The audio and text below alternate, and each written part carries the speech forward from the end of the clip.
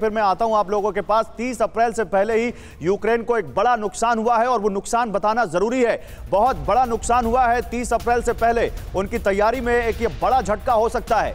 रूस के हमले में 24 घंटे में यूक्रेन के 700 सैनिक मारे गए हैं, यह जानकारी आ रही है। सिर्फ डोनेट्स्क में ही यूक्रेन के 400 जवानों के मारे जाने की खबर है। डोनेट्स्क से लेकर लीमन तक रूस के हमले में भीषण तबाही हुई है।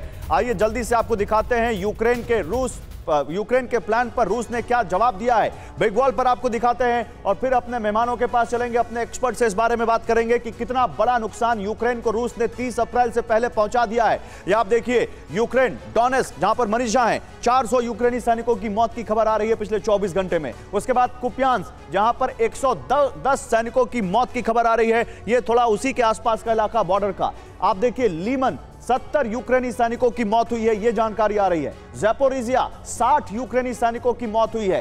खरसोन 30 यूक्रेनी सैनिकों की मौत हुई है। यह बड़ा नुकसान हुआ है यहां पर यूक्रेन को रूस की तरफ से। लेकिन इसके बावजूद एक बड़ी खबर है पुतिन से जुड़ी हुई, वो देखिए। पश्चिमी देशों को पुतिन की सीधी ललकार सामने आ रही है।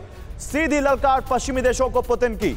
विदेशी अधिकारियों पर रूस का बहुत बड़ा हमला। क्रीमिया पर प्लान बना रहे 20 अधिकारियों को रूस ने ढेर कर दिया। यूक्रेन और कई विदेशी अधिकारी इस मीटिंग में शामिल थे। निकोलेव में क्रीमिया को लेकर मीटिंग हो रही थी और 20 अधिकारियों को वहीं पर ढेर कर दिया रूस ने। ये क्या चल रहा है, आइए जल्दी से इस बारे में जानकारी देते हैं। फिर मनीष के पास चलते हैं क्योंकि वो खुद क्रीमिया होकर आए हुए हैं। आइए जल्दी से यहां पर दिखाते हैं ये क्या खबर है और इसका क्या मतलब यहां पर निकालें।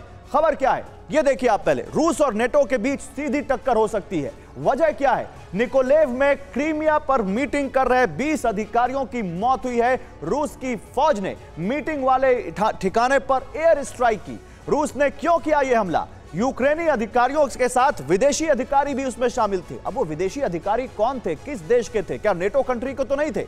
30 अप्रैल को क्रीमिया पर हमले का ये प्लान बना रहे थे।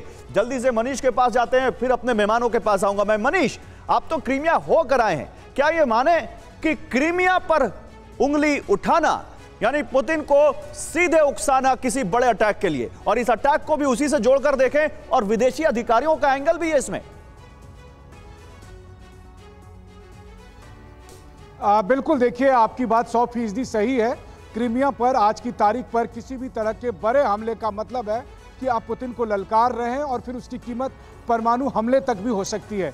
लेकिन जैसा कि खबर भी है, रूस के सुरक्षा अधिकारियों ने मुझे बताया भी था कि यूक्रेन अपनी सेना को उसने आदेश दिया है कि उसे हर हालत में क्रीमिया तक पहुंचना है, चाहे उसकी जो भी कीमत अदा करनी पड़े। और इसी को लेकर नाटो के अधिकारी मीटिंग कर रहे थे निकोलेव में, जिस समय की रूस ने हमला किया। और जो विदेशी अधिकारी मारे गए हैं वो सब इंग्लिश स्पीकर है, तो आप समझ सकते हैं कि वो ब्रिटेन और अमेरिका के अधिकारी वहां बैठकर ये तो नेटो को उकसाने वाली बात हो सकती जनरल सिवाच।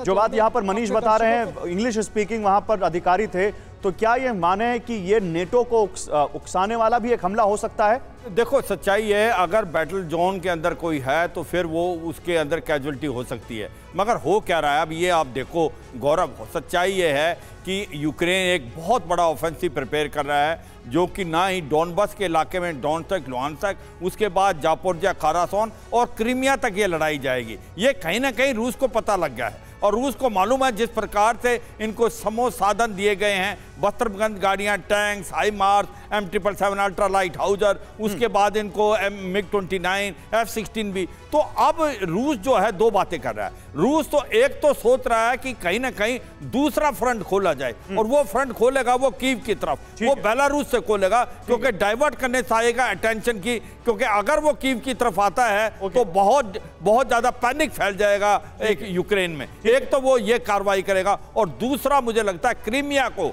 वो नहीं छोड़ेगा किसी तरीके से। वो उसकी रेड लाइन है, वो उसकी दुखती हुई नब्ज है, उसको वो नहीं छोड़ेगा। देखते हैं आगे क्या होता है। लेकिन देखिए इसी बीच एक बड़ी खबर आई है।